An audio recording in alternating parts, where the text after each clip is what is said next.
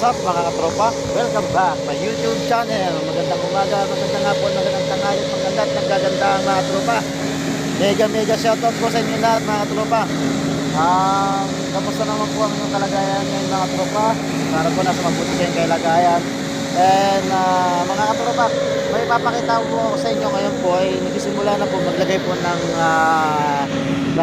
landscape po dito sa may area po natin. Simula na po siya maglagay ng landscape po. So ngayon mga tropa, papakita ko po sa inyo kung saan po yung pinaka-landscape po na ginawa na po nila, na kinunita po nila yung pinaka-landscape po.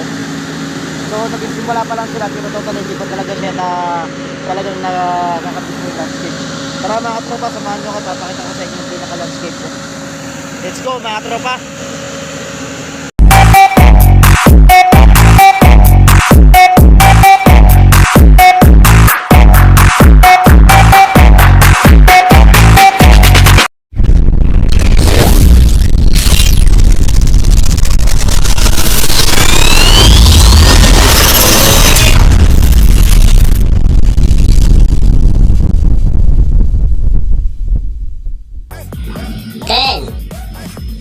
Nine,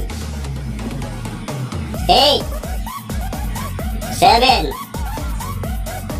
6, 5, 4, 3, 2, 1.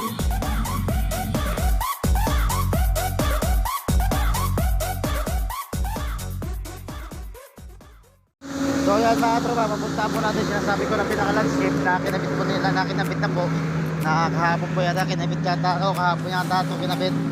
So hindi ko na siya napansin, ngayon ko na umaga napansin siya. Kaya papakita ko po sa inyo mga tropa yung pinaka-landscape po na kinabit na po nila.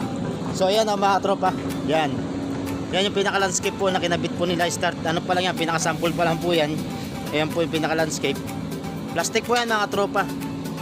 Yan. So ngayon papakita po natin yan mga tropa, yung kinakabit po nila na landscape. Ayan po yung ibang katropa po natin, ginagawa po nila, inalagyan po nila ng pinakabakod. So ang napakaganda nito mga tropa. So plastic lang siya mga tropa oh. So hindi siya talaga totally na ano mga tropa, hindi yan totally talaga na puno. Bali siya mga tropa, landscape lang po siya. So yan ang ginagawa ng mga tropa natin, yung pinaka-landscape na to. Yan nga mga tropa, yung ginagawa ng mga tropa natin, yung pinaka-landscape na to mga tropa yan. Yan o. Yan, taas mga tropa. Ang taas siya, bali siya, sa pagkakaalam ko nito, bali ang pinakataas niya ay 1, 2, 3, 4, 5, 6, 7 floor. So sa madaling salita, equivalent po siya sa 4, 8, 12, 16, 20, 24 meter po ang kanyang taas po mga katropa. 24 meter po yung kanyang taas ng kanyang landscape. At ito naman po mga katropa, ito yung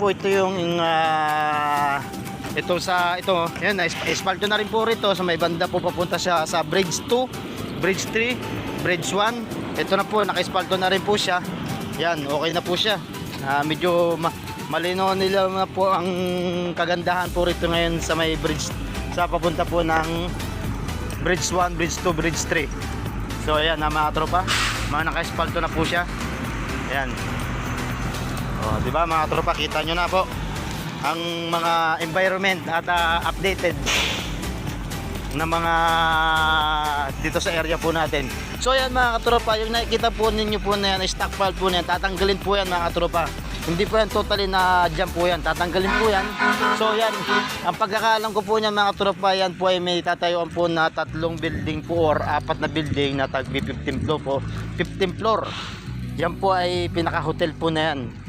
Kasi mga tropa, totally ang ginagawa pa lang po natin dito ng mga katropa po natin at yung iba pong mga company, ang ginagawa pa lang po dito ay yung ano pa lang po, yung road, hotel, restaurant, tapos yung mga maliliit na market. Pero wala pa po talaga siya totally na mga katropa ng mga hotel. Kaya wala pa po yung mga building mga tropa. Basta itong nakita nyo po to na parang itong bundok po na to. Yung bundok po na yan, yan. Yung bundok po na yan. Yung stockpile po yan mga tropa, tatanggalin po yan. At gagawin po yung hotel mga tropa. Hotel po yan. Marami rito mga tropa na hotel, marami pang building kasi hindi pa naman na bale nagagawa pa nga lang dito ay puro pa lang yung mga ano pala mga tropa, wala pa sa total ay talaga na hotel. Ang ano pa lang dito is mga restaurant, yan yung mga maliliit na tindahan, yan pa lang po yung mga nagagawa rito ngayon mga tropa. Yan, ito yung sa mga tropa sa may mosque. Yan yung mga gas plant to, mga electrical po yan. Yan mga katropa. Yan pa lang po yung nagagawa po dito. Tsaka yung mga road. Kasi kailangan talaga nila na maging maayos na po yung kalsada at para maging maganda na po ang daan, maging clear na po. Kaya yun po yung una po na ginagawa po nila. At after na yung mga sa mga panglabas, hindi pa po sila sa mga bumibira sa mga pang interior po, ay pang exterior, puro mga outerior pa lang po yan mga tropa.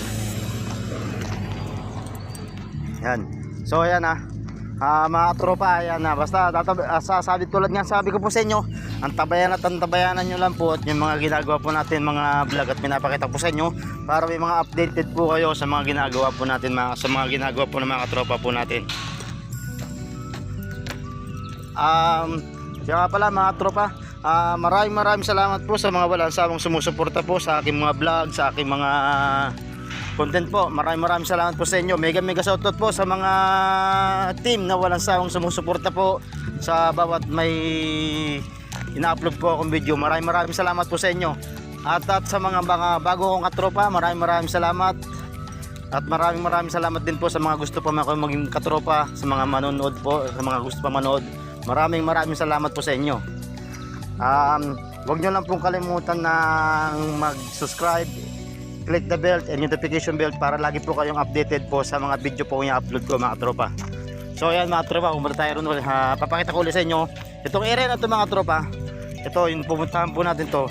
Ito hotel din po to, yung mga backfilling po na yan. So yan, so yung mga stockpile po na yan, yan kung nakikita po ninyo yan. Tsaka yun mga tropa, nakikita nyo po yan, tatanggalin din po yan, hotel, puro lahat po ng nasa gilid po yan, nakikita po nyo ng mga yung mga nakikita nyo po yan ng mga stockpile, yan po ay gagawin po ng mga hotel na po yan. Bale po magiging balanse na lang po nito pag natapos po yung mga road, yung mga pang interior na mga pang exterior, ay puro hotel na lang po, puro building na po ang gagawin dito mga tropa. Yun nyo po may iwan dito. So kaya mga tropa, ang tabayanan nyo lang po hanggat nandito po tayo sa project na to. Papakita ko po sa inyo yung mga updated na ginagawa po natin dito, mga nangyayari po ng mga katropa, ng mga nangyayari po at nagaganap po dito sa ating work site mga tropa. So yan itong area na to mga tropa, sa masjid po ito. Ito po yung pinakasimbahan po ng mga Muslim po. Yan, tatanggalin po rin po yan. Yan, itong area na ito mga tropa, yung stockpile na yan, tatanggalin po yan para gagawin po yan ng pinaka building po. Basta magiging balance nito mga tropa, puro na lang to, puro building na lang mga ang maiiwan dito, wala na pong ibang maiiwan. May maiiwan naman po, puro yung mga landscape na lang po at saka building po. Pero mas better talaga, inaagap talabod na lang nila na matapos po talaga lahat yung mga kalsada po, tsaka iba po ng mga pang exterior po para po makapag-umpisa man na rin po sa yung mga building nga po na ginagawa po na balanse po. Saan tabayanan nyo lang mga tropa, papakita ko po sa inyo at i-upload po natin yan kung ano po yung mga pangyayari po rito. Basta mga tropa, maraming mga pagbabago rito, i-update ko po kayo para magkaroon po kayo ng mga idea po. Ayan.